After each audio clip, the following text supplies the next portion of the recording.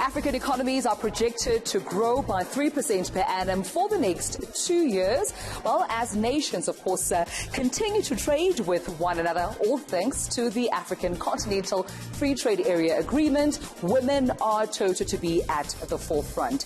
Of course, we are right here for this historical launch of the Pan-African Women's Business Association, which is encouraging women to benefit from economic growth, both personally and collectively. So for the next 30 minutes, we'll be here to showcase this particular group, but also showcase other African women doing amazing things within the continent. So Jambo, Dumela, and welcome. I am Dumela Motutwane, and this is #Africa.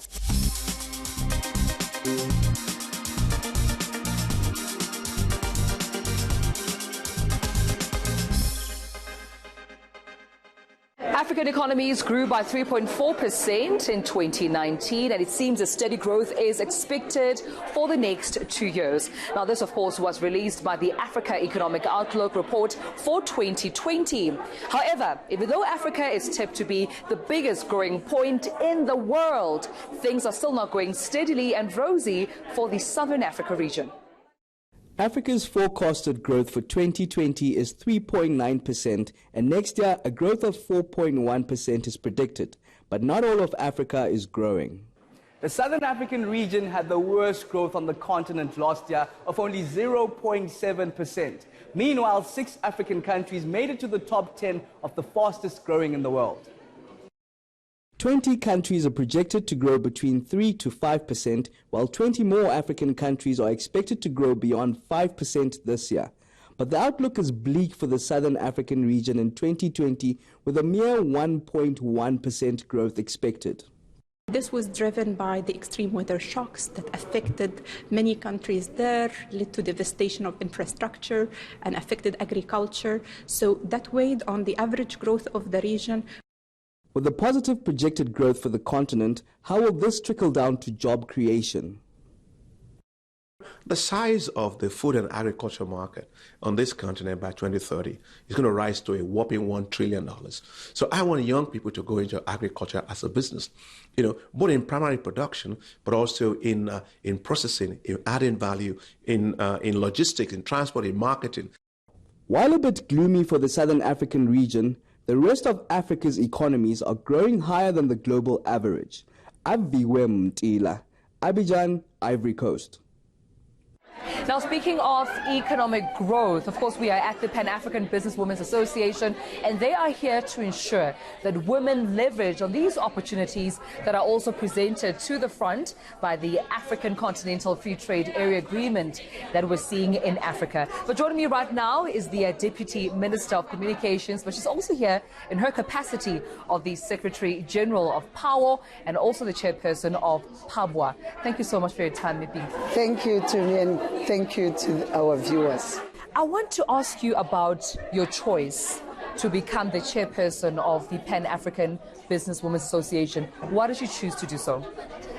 Well, it's women who approached me precisely because of the role that I'm playing in the continent as the Secretary General of Pan-African Women's Organization. And they were saying, now that the Africa Continental Free Trade Area Agreement is in place, we will want women who will be able to connect all other women in the continent in the business fraternity. We are mindful, to me, that it is not the first of its own kind. There are pockets of women organization across the continent. What we need to do is to consolidate, is to form alignments and all other things. So it is an organization or an association that will position itself towards leveraging on the opportunities that the African Continental Free Trade Area Agreement is putting before us. I think one other thing that South Africa has to celebrate is President Cyril Ramaphosa taking over the reins at the African Union. And we know that one such organization, the PAWO, the one where you're the Secretary General for Pan-African Women's Organization, I mean, you've been in existence for 57 years and you are also part of the African Union. What solutions are platforms such as Power, Pabwa, bringing to the African Union for them to consider? I think one of the assignments that I think we'll share with President Cyril Ramaphosa, and even congratulating him, is that if you look at the whole African Continental Free Trade Agreement, women's role is only in the preamble of the agreement, but also some Article 3 speaks a few sentences about women, but the whole document does not have a specific chapter that speaks about us as women in Africa. Now, the contribution we must make, firstly, as Pan-African Women Organization, is around a chapter around the women and how we think our role should be in the economy, and the fact that technology is now advancing. Where do we put women? They are in the agricultural sector, they are in the informal sector. They too do not want to be left. So we would want a chapter that speaks specifically about women in that whole agreement. And I think it's a contribution that we'll make, that we'll also share with other women's organizations in the continent, so that the president is able to also, with all member states, are able to insert a very focused paragraph around that. And just lastly, before I let you go, I was listening to you speak on a lighter note, and you said it's time to stop with the first woman this title. Why do you think so?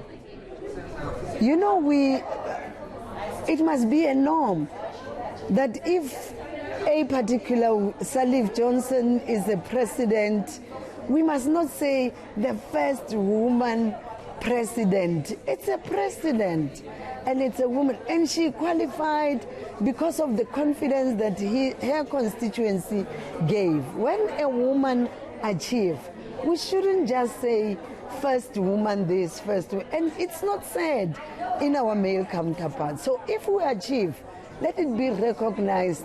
So it's a merit. I did it through my own merit. I'm the first. I was able to do 1, 2, 3. So it shouldn't be always Pinky, first woman mayor of the Waterberg District Municipality. It can be. I'm an executive mayor like all other mayors in the province. And I concur with you. Well, thank you so much, Deputy Minister Pinky Kena, for your time. Thank you to me, and thank you to our viewers. All right, then. Well, that's where we leave our conversation for now. We'll take a short break, but when we come back, there's still amazing African women that we are yet to showcase to you about the amazing things they're doing in the continent. Stay with us.